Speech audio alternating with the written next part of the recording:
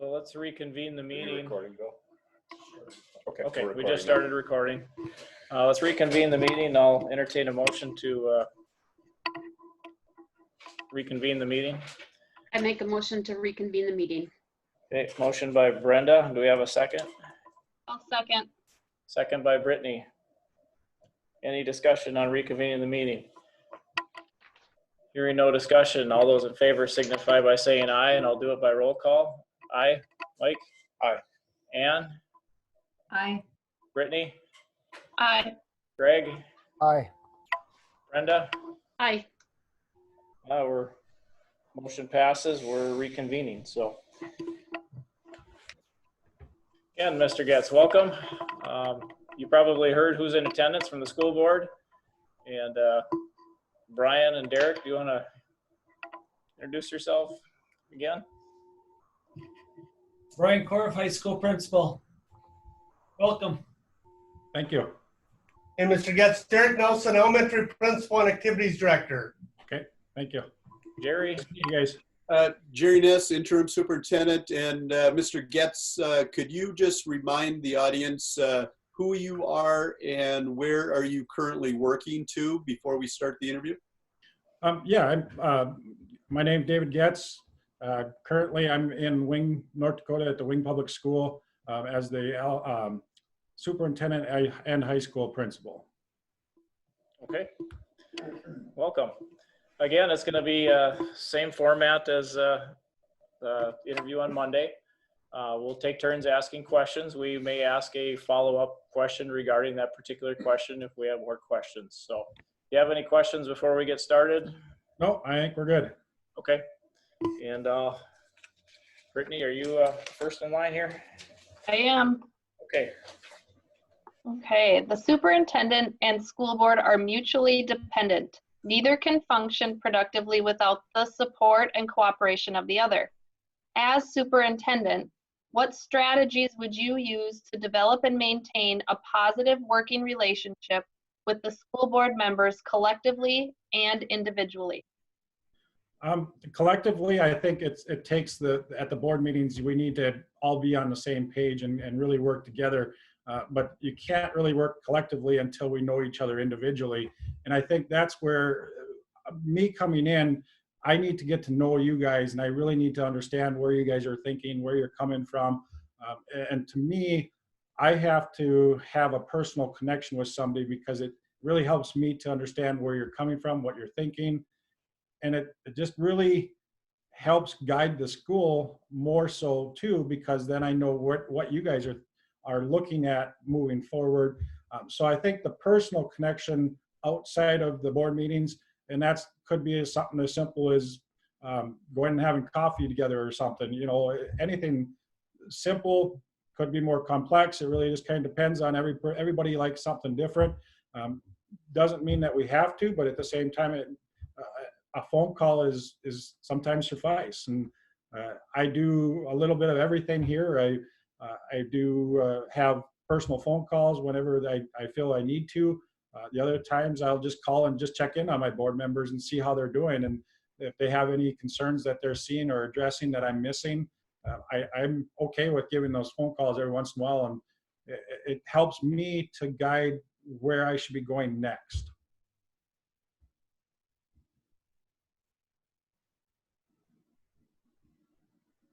All right, Mr. Goetz, a key component of the Pelican Rapids superintendent position is human resources. Describe your experience in human resource management and collective bargaining.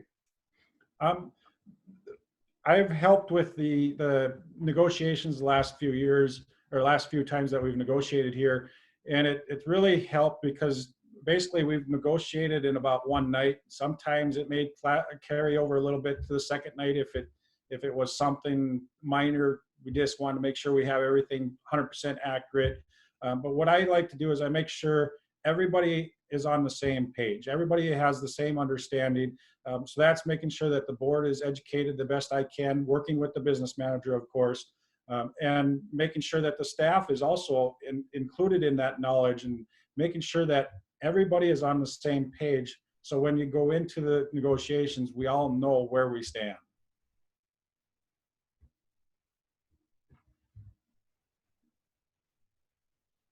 All right, next question. With the dramatic changes in education due to the COVID-19 virus, how will you include the positive experiences learned in the online learning and communicating with parents and students moving forward? I think it's something that we have to work with the principals and sit down side by side and really gather, because I'd be coming in as the outsider. I would want to learn what you guys did, and I would want to continue to grow with that and working with the principals, the teachers, and also getting to know the public so I can get that feedback and get out into the public. And hopefully there's time that we can get to festivals this year and get out into those different activities that happen in the community, because I feel that that's extremely important for me, because as people get to know me, they will know that I'm okay if you approach me on the street. That's perfect, because the more minds that we can have working together, the better the solution's going to be. One thing that I did here, I don't know if I mentioned this in the last interview or not, but one thing I did do here is I made personal phone calls to every one of the parents. And I did on purpose because I wanted to make sure that I knew any feedback from the parents, they understood I'm here. If they had any concerns, they had my cell phone number, I address them, so that way we can take care of the problems and we can move forward with the best plan. That's something we all have to work together on, and as teachers are getting those concerns, I hope they're bringing them forward too, because of the simple fact that we can't solve the problem if we don't know what the problem is. It takes it takes a group to be able to make the village work perfectly, if that makes sense.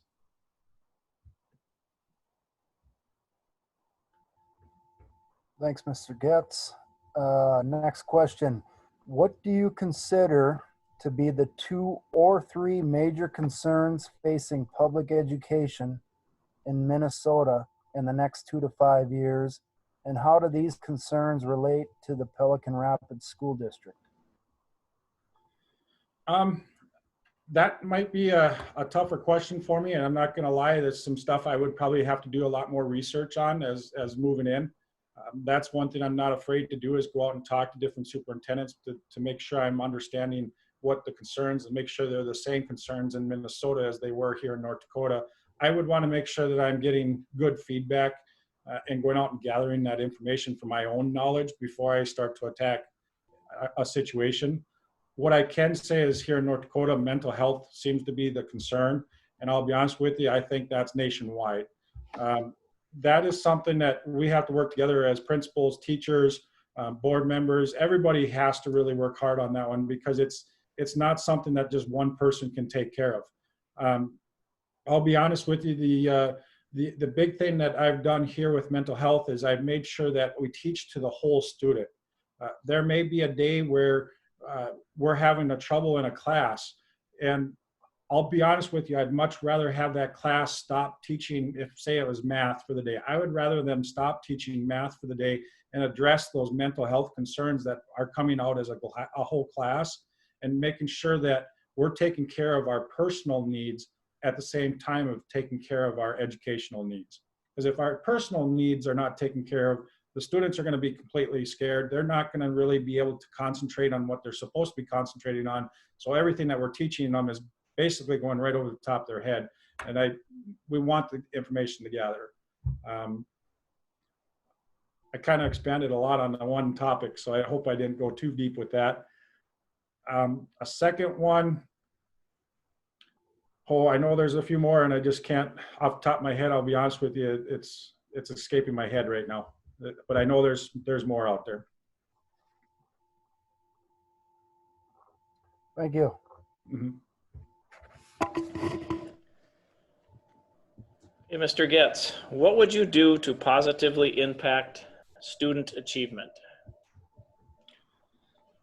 Positively impact student achievement. First thing is, I think we got to talk about what is actually happening there at the school now, and look and see what are the good things that are happening.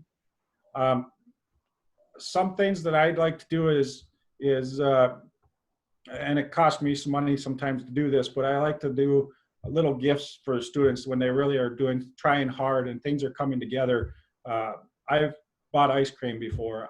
Those are things that have a little impact of, hey, you know what? I got other people that care for me, so it continues to drive.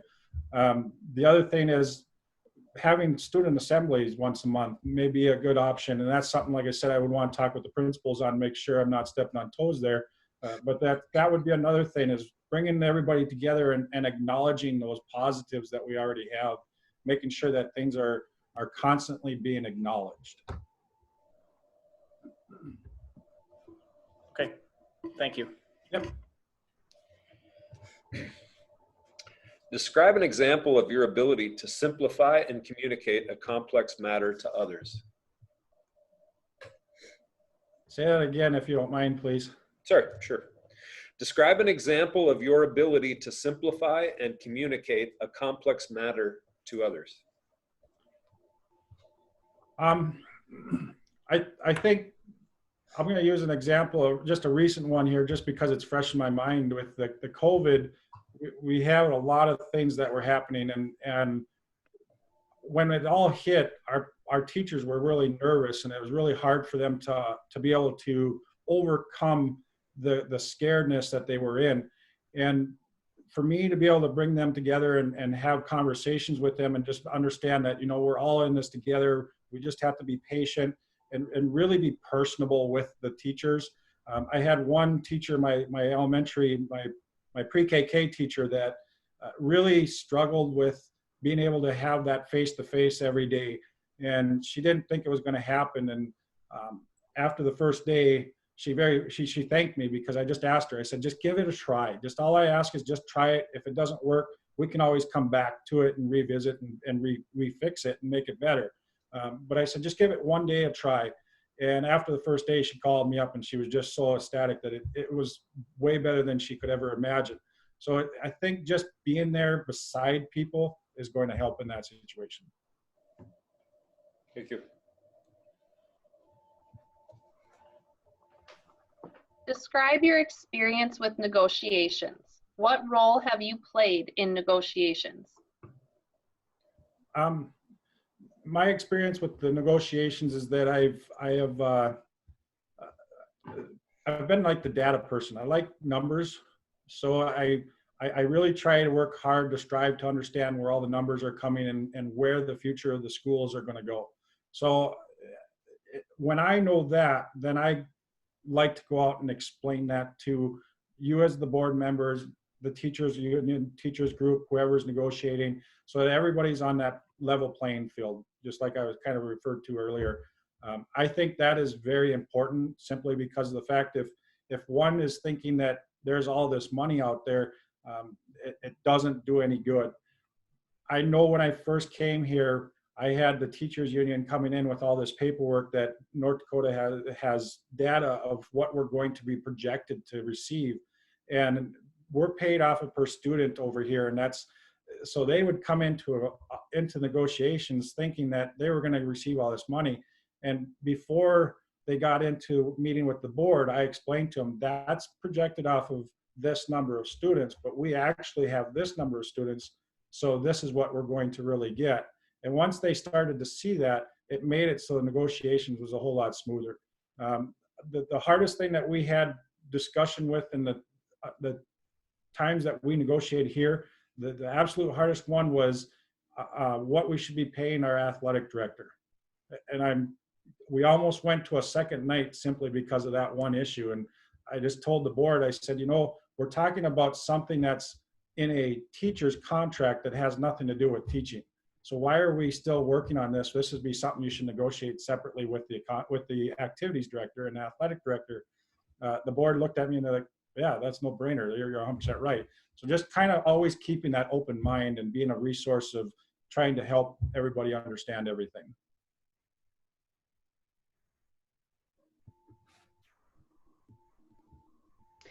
What experiences have you had working with legislators, other superintendents, and other community leaders? I guess other superintendents, I'm going to start there. I'm in a co-op right now, so I work with another superintendent with a neighboring district. I do like to go out to the superintendent meetings and constantly pick people's brains, because that's where I'm going to learn the most. And not only that, is then I always have that opportunity to give a phone call I can go to my cell phone right now and I could pick up and I can probably call and talk to at least 2 or 3 different superintendents at any time, simply because of the fact that I like to have that data. I like to have that information. And the other thing is you sometimes just need somebody else to have advice of an administration side. So it really has that impact that way. There was 2 others, the community. How do I like to work with the community? I think it's important for me as the superintendent to get out and communicate with the mayor, legislators. Yes, I should be out there visiting with them and really trying to help push the issues that we need solved for the Pelican Rapids district. Here it'd be the Wing district, there it'd be the Pelican Rapids. So that's kind of where I see myself in that role, is I'm there to be that voice for you guys, and also not only you guys, but for all the students and the staff inside the district.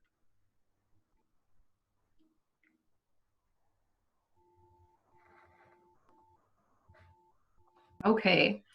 What things do you do to personally take care of yourself in order to maintain the level of the superintendent position, like a work-life balance? One thing is, like I probably said earlier, I'm a single parent, so having time with my daughter is very important. The other thing is, as I notice the stress sometimes will start to get higher and higher, and I need to just kind of de-stress.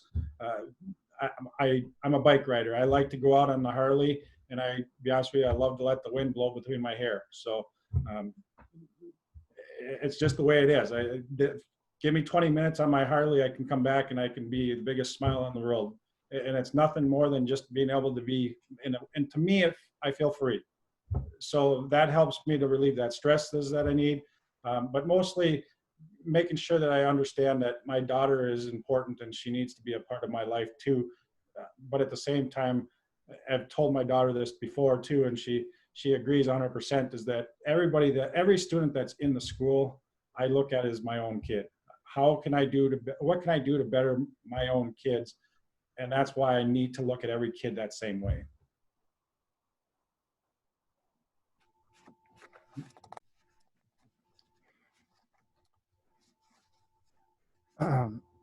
Okay, next question, Mr. Goetz. How would you handle complaints or concerns? First thing is I would like to listen. You always have to listen, because if I'm going to come out and tell them how to fix it, it's really not going to help until I at least hear the concern. And what I've learned is that if I hear the concern, most of the time the complaints are stopped, because they just want to be a voice and they want to be heard. If it's something that's more serious, after they've expressed their voice and they've talked it over, then I want to guide them to the correct place where they need to be, so that we go to the proper chain of command. We're not jumping over the people that are supposed to be in place there first. If it's a teacher, then we need to redirect them. But if I was to stop them right away and say, you know what, you need to go talk to them before you can even come talk to me, that is shutting me off from the public at that point, and everybody's going to say, there's no point in even talking to him. He's not going to listen to you anyways. I want to listen first and say, you know what, I'd love to help you with that, but at first I need you to talk with this person, make sure that they're taking care of everything that they possibly can.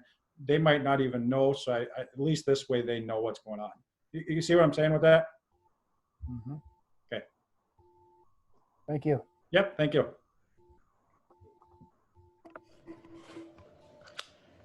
Okay, tell us what process you would use to update district policies and how the policies are integrated into the school district. The policy is basically, in a way, that's my manual to follow, to be keeping everything in the district running smoothly as it's supposed to be. You constantly are going to want to have to review those. That's one thing that is always probably not the easiest job to do, but you want to be monitoring those, because those are the guide of everything that's going to happen in the school. And if I'm not bringing new things that are happening, and it might be something that happened in the school system that is going to guide to change that policy. It might be something that the state looked at, and all of a sudden now we got to change that policy. So it's constantly making sure that I'm involved in the different groups and being involved with the community, involved with the parents, involved with the students, involved with the staff, administration. Everybody has to take their role in this and making sure that we're continuing to improve those into what is the best for Pelican Rapids. The other part of that's where it kind of ties into nicely as you working with other administrators. You work with other superintendents that may interpret it one way, that's coming from the state, and I may interpret it a different way.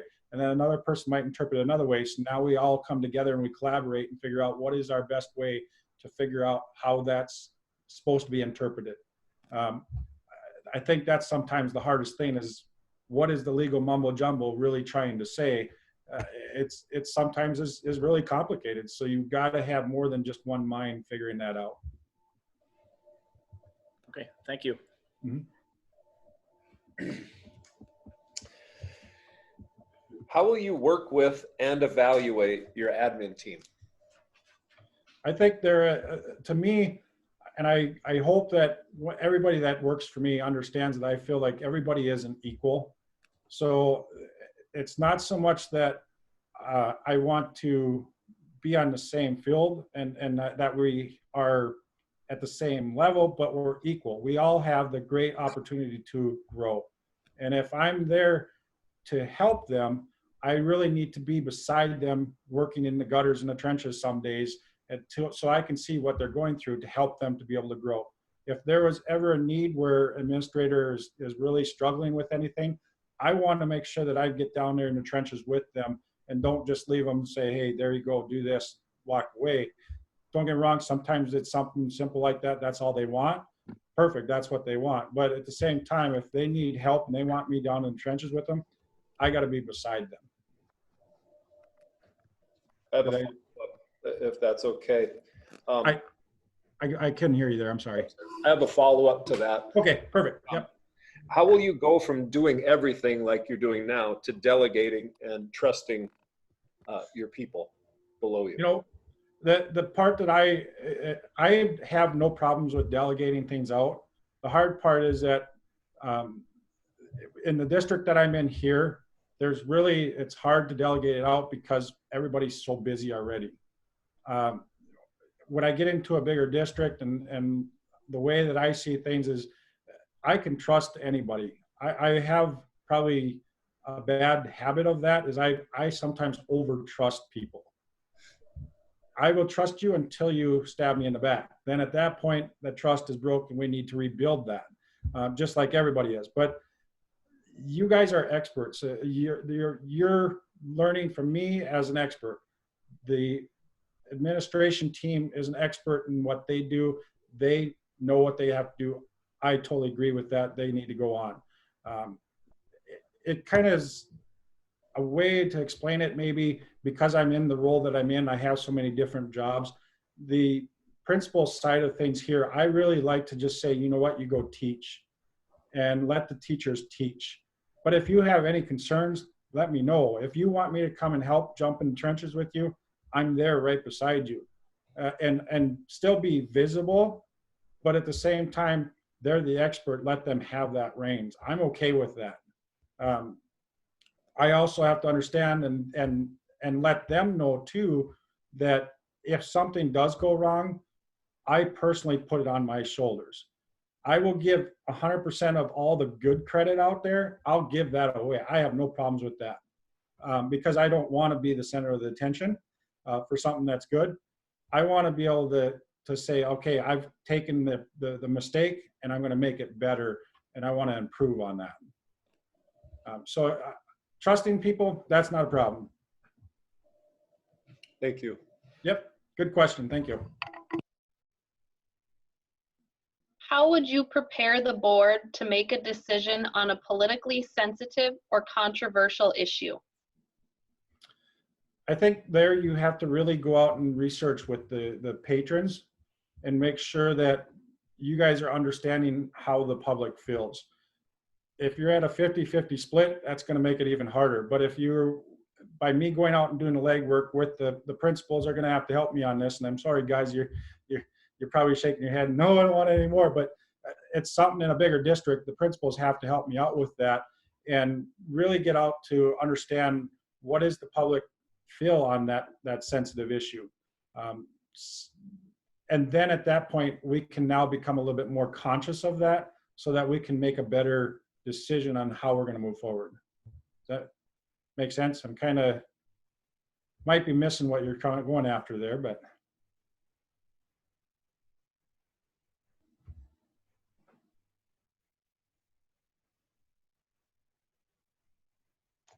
As you begin working with a new team of administrators, tell us how you would work to get to know the district leaders and their priorities for their departments.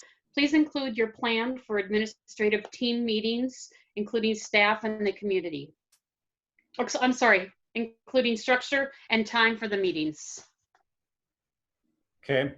And I would have to see the district, and that's where I kind of, I'm missing the ability to come out and see the school and see how everything is set up. I'm a visual person, so I have to see it to be able to give you an honest opinion on that one.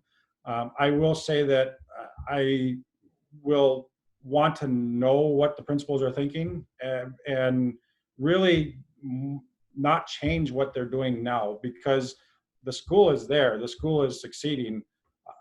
I'm sure they're doing an excellent job. So I need to go in and just really learn from them, probably at least the first 6 months of how things are going in the district. So those weekly meetings, if it's something that it's a slow week, it might go to every other week, but I would say we'd want to have at least a weekly meeting. It could be individually, it could be together, but with also getting involved in getting out to the schools, sitting down and just shooting the breeze with them sometimes.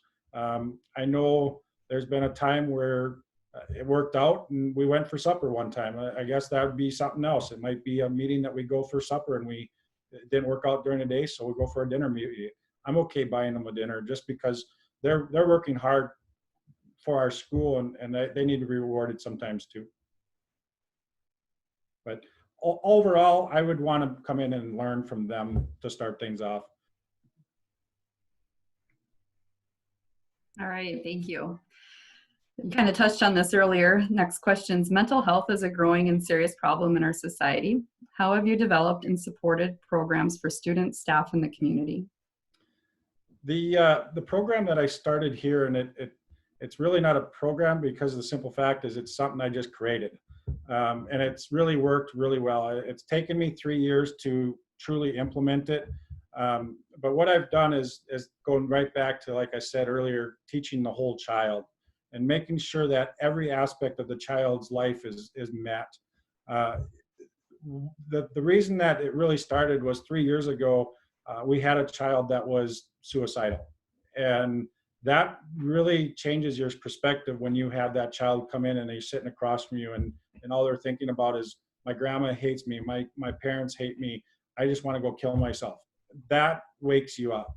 And that's when I learned that I had to ask more questions of, well, why do you feel that way? And from learning just in his perspective, he was feeling that way just because of some other simple things that we were able to work through and gave him some understanding.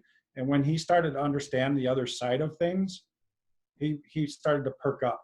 And it just, having that light shine was so much brighter every day that he was able to come by and give me that high five, making sure that you're out there and, hey, you know what, you got a few minutes? I just want to visit with you, and just pull him in and just check on him and say, hey, how are you doing? I haven't heard from you for a day. I just kind of want to check on you. When it's very sensitive, you got to do it quite often. As it gets a little bit more understanding and they're able to cope with the situation, at that point, then they need to go a little bit more time in between those meetings, but just even personal check-ins. And that's something that I'm going to be honest with you, in a smaller district, I'm going to miss, is the fact that I get to have those daily conversations with almost every student. And just knowing things about the district, or the students, is also important. And not only for me to know, but for our staff to know and everything. I don't know if this is the right time to say this or not, but I don't know how many superintendents out there could lead a teacher's parade to every student's house in the district, because I want to know how that kid is doing. So we drove to every student, and this is a very rural area, so it took us close to 100 miles to get to every student, but we got there. and I led it right to every house with no troubles. So I don't know if that gives you a better understanding how to get to that point. At the same time, if something's working in the district, if something's working, it's not broke, don't fix it.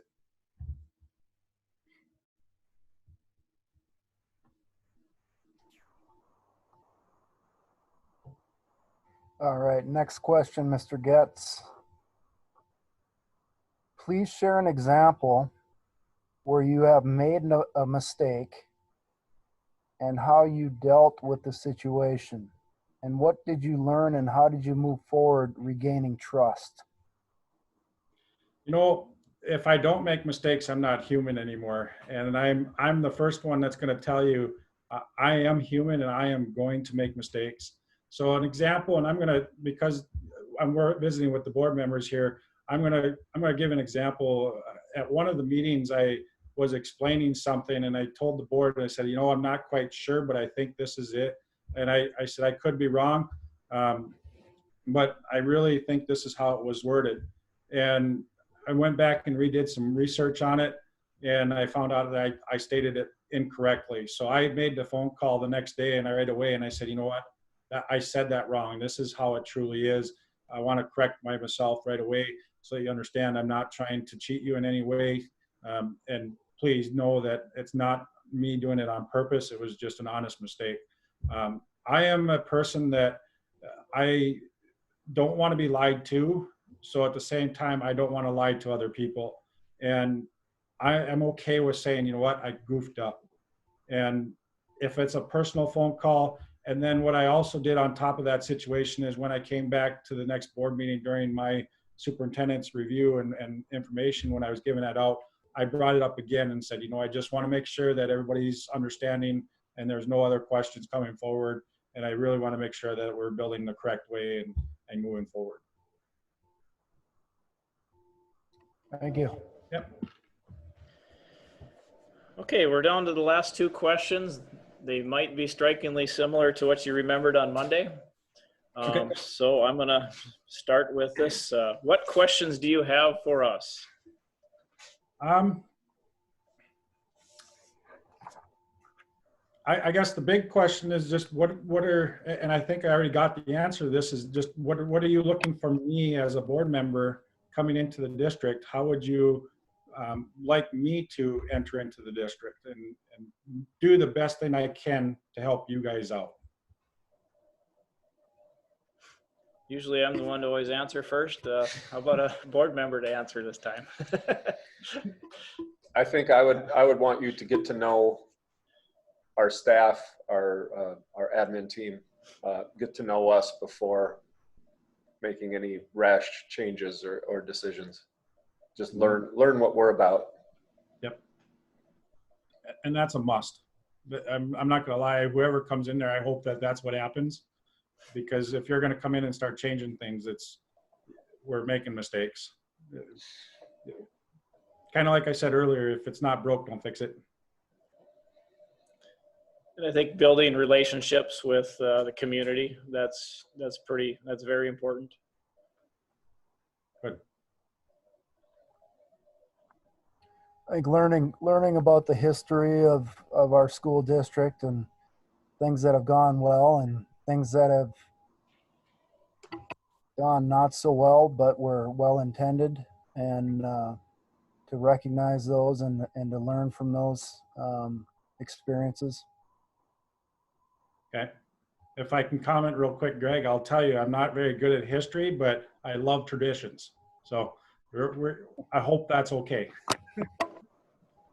Sounds good. So, in summary, why should we hire you to be the next superintendent of the Pelican Rapids School District?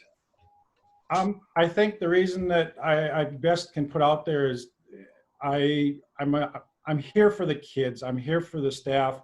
I'm here for you guys. I am nothing more than somebody that's going to be resources for you. I have a lot of outside of experiences that have helped me grow in the position that I'm in. If it's with the buildings, if it's with buses, I was a traveling salesman, and I don't mean to say this in a bad way if you don't like salesmen, but I was a traveling salesman for a year and a half, and in that year and a half, I was the #2 salesman in the nation. And it wasn't so much that I was going out and doing a hard sell to people, because that's not me. I can't do that. I actually had people from Minneapolis that would come and want me to push people into sales, and I said I can't do that. I sold because I was honest, and that's what I would be bringing to you is 100% honesty and care and passion for your kids and the community. Thank you. Okay, we've finished up the round of questions. Do you have any questions for us before we disconnect here shortly? I can't think of any. I don't envy your job, because you guys got a tough job ahead of you. I understand that. And I just thank you and appreciate everything that you guys have done for me and allowing me to have a second interview here. So thank you very much. Okay. No, I appreciate you taking the time to visit with us this afternoon. Yep. It was good meeting you here. So, yep. Any final comments before we say goodbye? No, unless you want to hear what my teacher of 26 years here in the school came and told me today, it almost brought a tear to my eye. I can tell you that, but sure. It was hard for me to accept it, because I don't think it was me that did it. But she came in and was sitting with me, and she said, you know, I don't think there's ever been an administrator that I've been with that could have gotten us through the last 2 months as smoothly and as easy as you did. And I'm not gonna lie, sorry, it's almost there again. So it was very touching, and it was very awesome to hear that. And that's, I don't know, it's just cool to have that. So sorry. Thanks for sharing that. You didn't need to see all that. Congratulations on that. So thank you. Thank you very much. Thank you. So thank you. All right. Yeah. You guys have a good day. All right. Thanks. Yep. We'll be in touch. John? Yes. Wondering, board members, how much time would you like to tally and reflect? Right now, I've got 4:40 on my watch. What are we thinking? Is our meeting set for 5:15? We're a continuation of the meeting from this morning. So as soon as you're ready to deliberate, we're ready to go again. Should give it 10 minutes and do a refreshment bathroom break, and we'll be back. Let's do 15. 15 minutes. Okay, so Yep. 4:55. And I just have a little summary as the board is getting ready to deliberate and have some open and honest discussions about these candidates. With the passing of Ed, what a tragedy that you're going through. It's a very difficult situation. It's stressful. We're finding that it's a stressful time to be searching for a superintendent. For you, board, grieving and community grieving and everything, it's difficult to replace a beloved superintendent. So the board at the time when we were in work sessions, we talked about let's go after a permanent superintendent. Let's see what the pool is. Let's go after that superintendent. And we could always fall back to an interim was kind of the thought. So this is a little bit later than normal to go out for a superintendent, but I think all of us were pleasantly surprised to find that we had 23 applicants. It's a very a large pool, so I think that was great. We narrowed it down to 6 superintendents. It was important to the school district, to the school board, to have superintendents with experience. So on Monday, we had 6 semifinalists. On Wednesday, we had 2 finalists, and then this morning the decision was made to add another finalist. So now the hard work starts, to be very honest. So we tally up the scores, we come back together, and I would recommend that you first start with Mr. Goetz and go through positives, negatives. All of you have made calls. I believe most of you have made calls, reference checks on all of the candidates, and just have that discussion, and we'll see where we end up. And again, everyone knows that you are all in this for what's in the best interest for the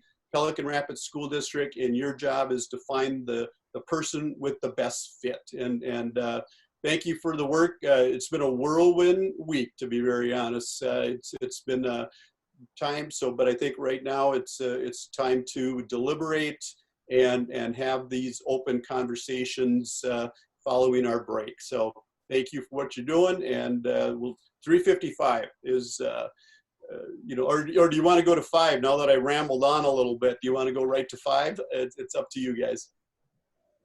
4:55 is fine. 4:55 is fine. All right. Thank you. Okay. Thank you. Thanks.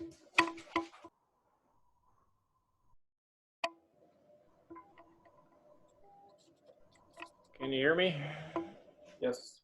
Okay, Yes. we're back. We're going to reconvene the meeting.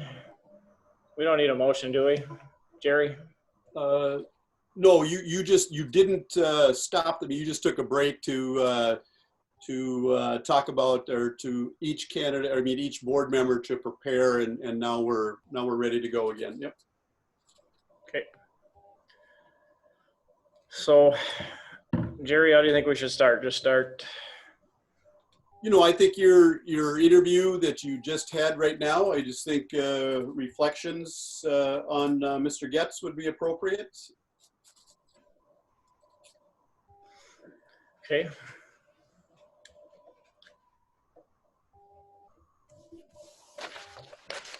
Anybody want to start? I'll give my opinion. Okay. And reflections.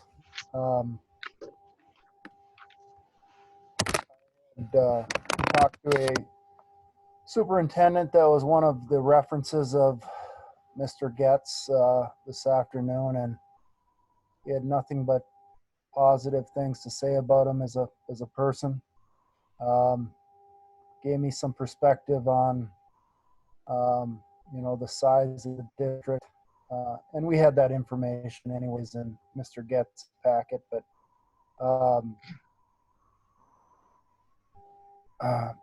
there's no question. I truly believe that Mr. Goetz is smart and just a very genuine person, and I think he's a person that has a huge desire to work well with others and to build relationships. I think the long and the short of it for me, though, is, and I don't mean to jump the gun here too much, because I know we want to maintain the focus on Mr. Goetz and the review of him. But it's my opinion. I think in hindsight, it's my opinion, we may have rushed a bit in terms of trying to seek a full-time position. And I think it puts the school board in a difficult position. I think it puts the administration in a difficult position. I think it puts the staff in a difficult position. I think it puts the community in a difficult position. I think it puts the candidates in a difficult position under the current circumstances. And above and beyond that, above and beyond all of that, we're doing these interviews virtually, which adds another layer of difficulty, prevents the superintendents from visiting the site. And of course, there's the extreme difficulties associated with the grief and the grieving process our entire community is going through in light of Dr. Ed's passing. And I think for me, in my opinion, regardless of any scoring sheet that I may have had for Mr. Goetz or any candidate, it's my opinion that moving forward, we should consider a superintendent in the interim capacity versus a permanent, in order to allow us some time to heal and to, and when I say regain focus, it doesn't mean that I'm questioning the board's focus or administration's focus, but to just regenerate even some additional focus with regard to what our long-term and short-term goals are. And in light of what I just mentioned, I'm not comfortable with making any recommendations for the hiring of any candidate that we had interviewed at this point in time. Okay, thank you. I guess my comment is I know we went into this and we knew we had some time constraints, if you want to call them, due to the fact that the pool seems to dwindle towards the end of spring. And I know we've mentioned it a few times that we didn't feel comfortable with the right decision, and maybe it's just we aren't comfortable with anybody right now as a board, but we always had that interim as a possibility if we got to this point. I guess when when you reached out to me and I reached out to you when we went over references and all that, I know that was a concern, and there was also a concern that we maybe need to give Mr. Goetz a chance too. That's how this kind of suddenly got put together so quickly. I don't think there was any ill will involved towards the other two candidates, so I just want to get that out there. So, and I'm glad we did take a look at him. As far as Mr. Goetz, I think he's up and coming, like I mentioned before. He doesn't quite have, some of the polish, or I think he excels at common sense and knowing people. I think he'd be that guy. There's a steep learning curve, I think, with finance in Minnesota and how that goes. I really think if he got his feet wet in maybe a little smaller district in Minnesota, I think he could work himself up within a few years someplace. That's just my opinion. But I guess I'm open to what others think about the direction we go here too. So.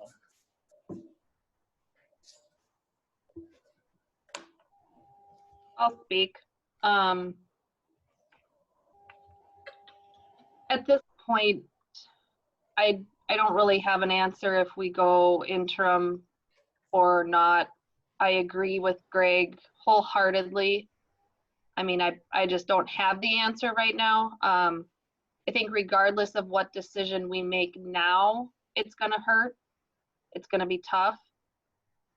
But I also feel going interim now and then finding long-term in the future, I think that's gonna hurt too. It's just grief has its way in everybody's hearts in a different way, and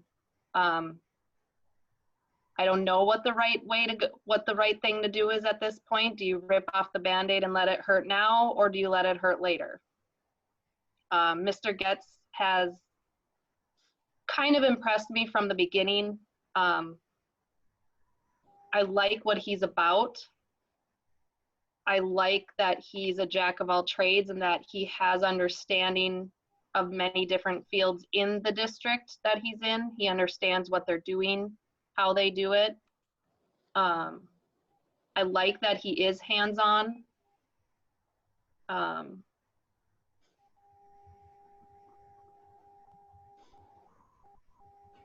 But at the same time, I have to trust that the people who know more about finance in Minnesota schools, if they have a concern, I have to trust that that's a logical concern.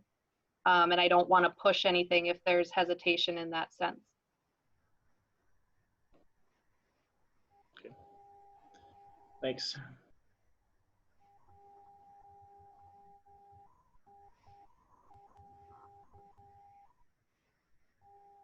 Mike or Ann or Brittany, or Brenda?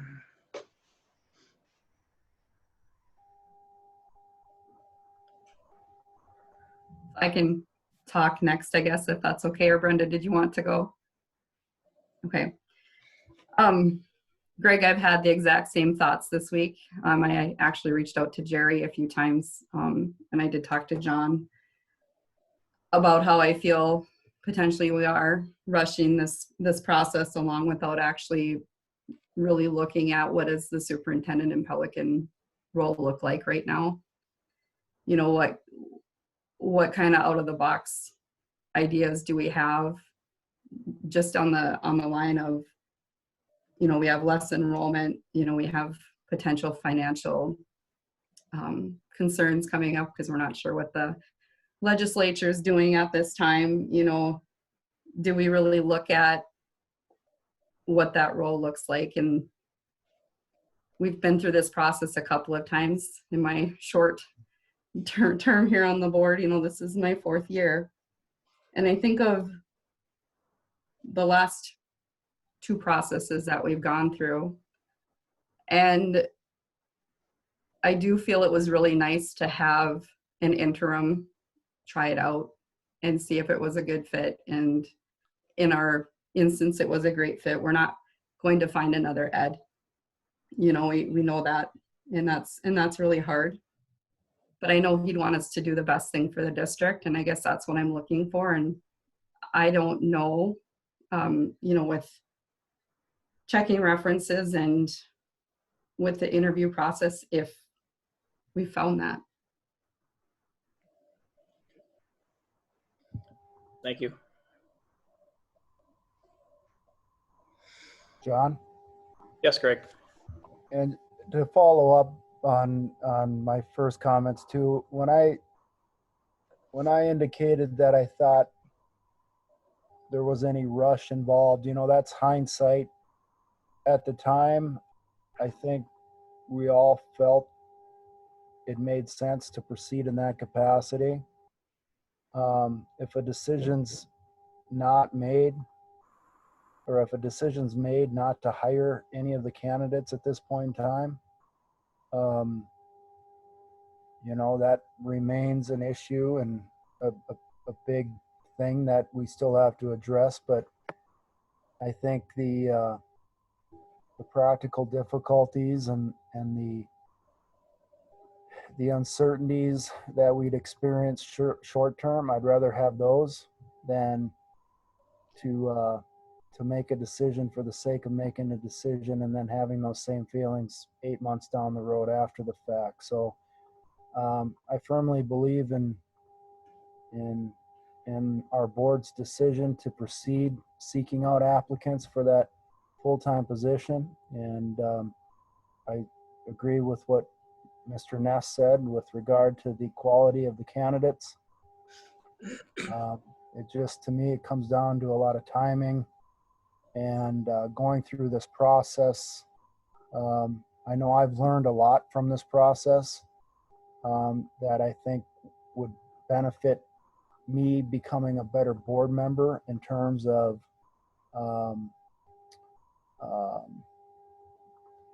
kind of measuring what I'm looking for as a board member and a superintendent.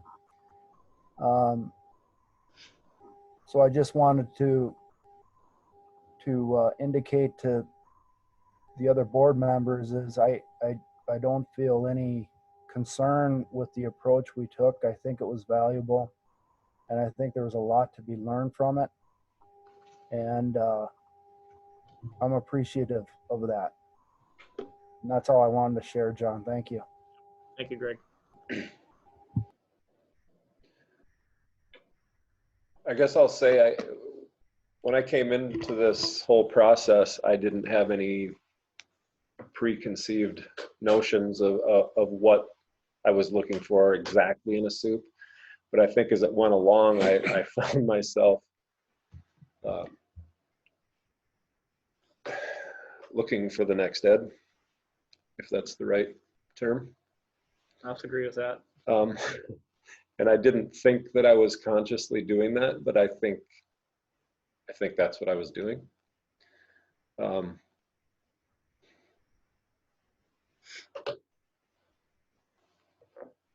And I didn't think it would be, I don't know, as hard to do this as it has been. I don't mean hard because of not having good candidates. I think we have good candidates. I thought the pool was good. I don't know, this is just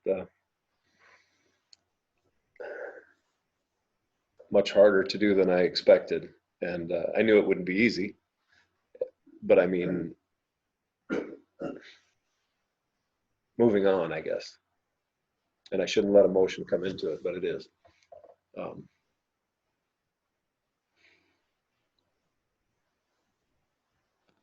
That's not an answer.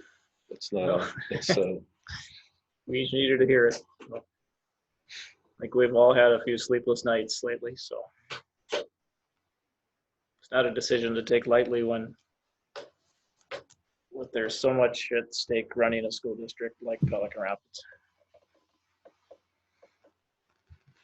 Brenda?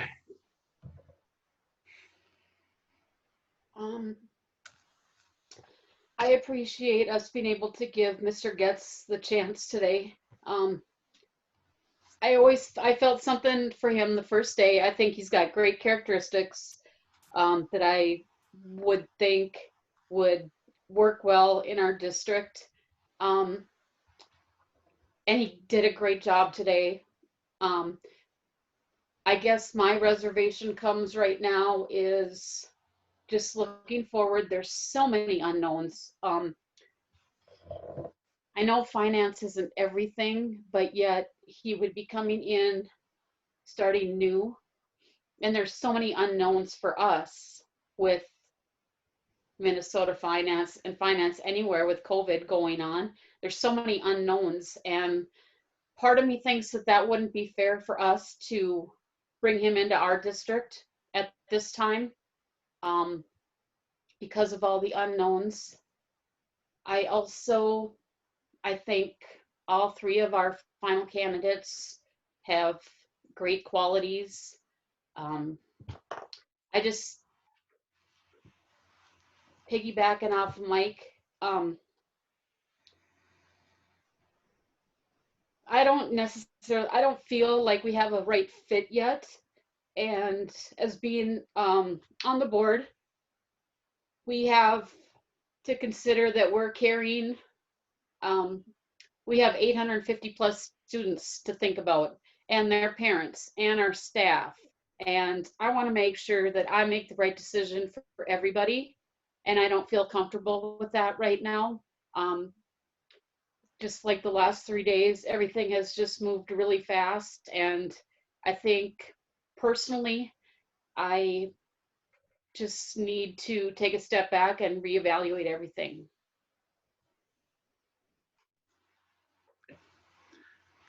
Thank you.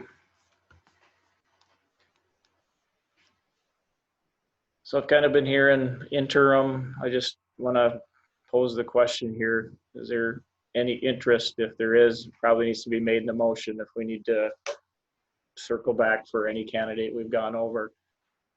Otherwise, you know, it may be in our best interest to schedule a work session coming up where we can further discuss, brush off ideas with each other with whether it's an interim or a part-time solution or part-time interim or something like that. There's a lot of unknowns in my mind with COVID and possible distance learning next year with funding shifts from the legislature. We're not necessarily in a financial position where we've got a lot of padding if they start throwing us lemons, but we get through it. We always get through it. So is that just looking for thoughts on what we should do?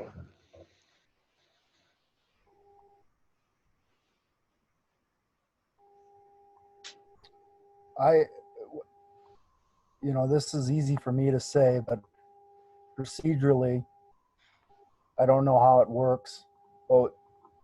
And whatever's necessary in order to allow the board to have a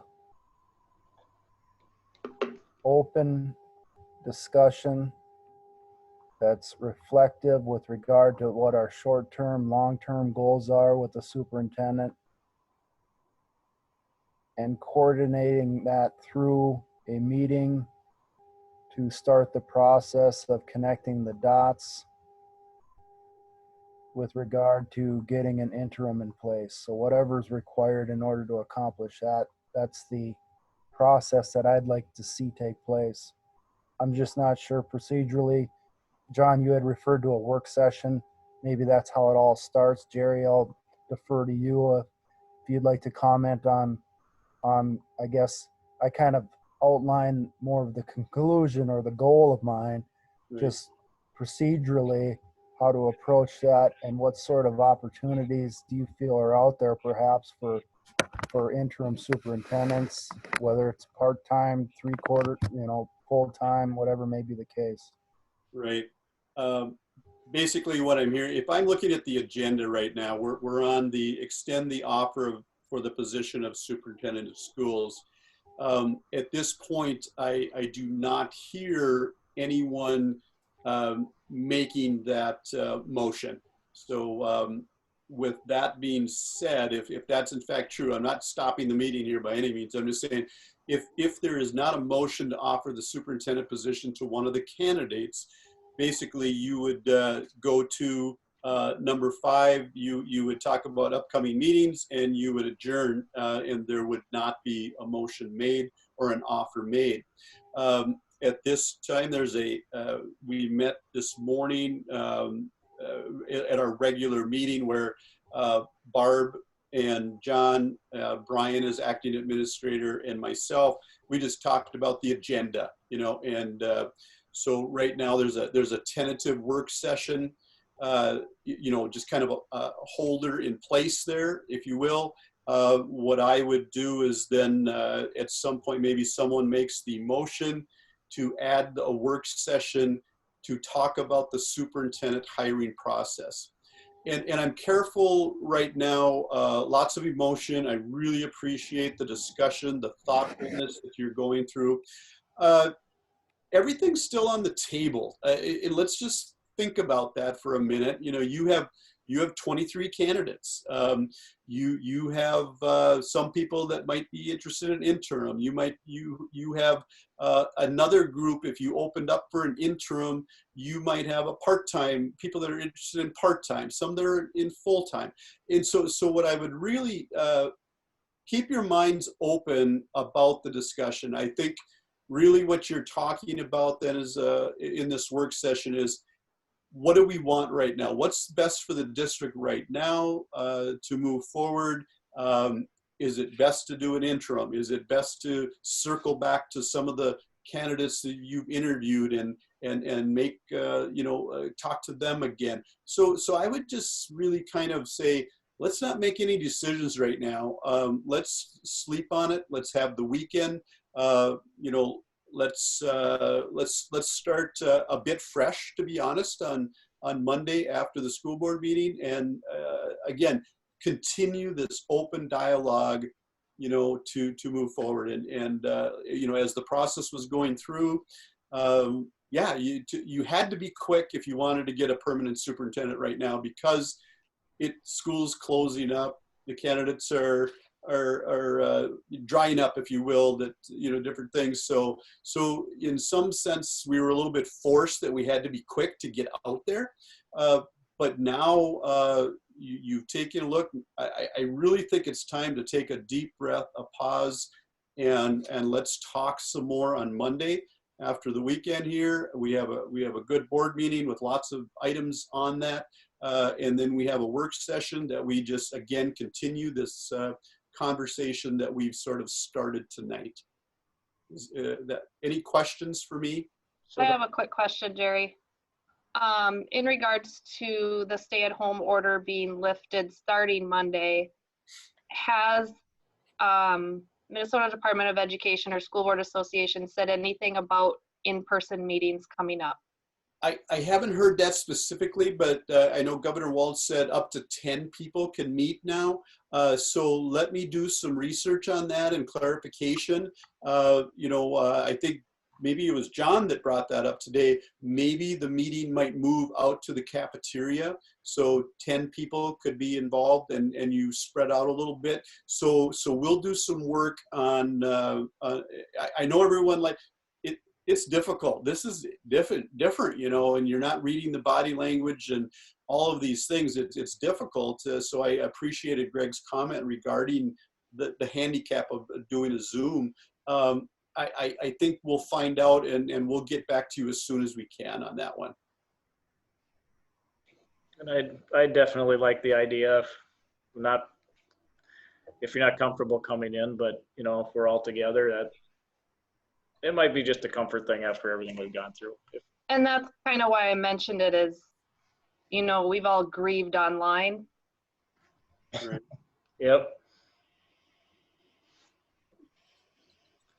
You know, I think what's needed is a good old big whiteboard, and we start drawing up, you know, things, and you know, I think out loud. When I'm a brainstormer, and I like to talk out loud. I like to bounce ideas off of people, and we shape the ideas together. And you know, I think you know, I'll personally, as I'm going to stay at the Zoom, but we could have one of the board members, or Brian or Derek or Rudy write on the board or whatever, so we could have that dialogue and really you know, start shaping options.